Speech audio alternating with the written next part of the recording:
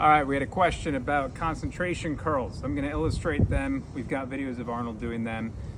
Being honest, it's way better to have Arnold doing them because his biceps are far bigger than mine still today. Literally And, like the best ever. like ridiculously good, but I understand the conceptually you want a little bit more coaching. So the idea of the concentration curl is just like any other exercise. You're focusing on the stretch, you're focusing on the flex, and what you're doing is using the inner part of your thigh to create stability with your upper arm. So really what it's doing is making it harder for you to cheat while really trying to focus in on the peak of the bicep.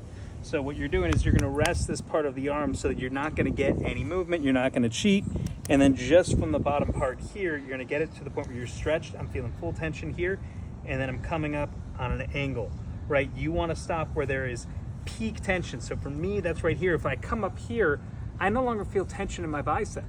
Right, I'm still making a muscle, but it's not as much. So for me, that peak tension is actually a little bit lower. So you're allowing the stretch. Don't let it hit the ground. Don't let your upper arm move. Come up on an arc, thinking about making a muscle, and then stopping where you feel the maximum amount of tension.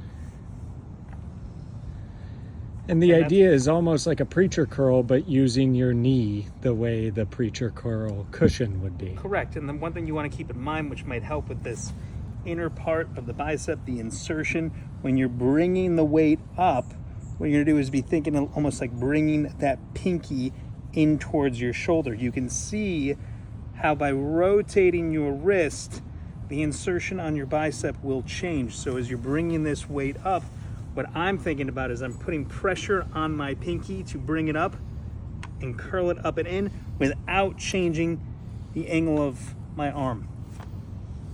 That's your concentration curl.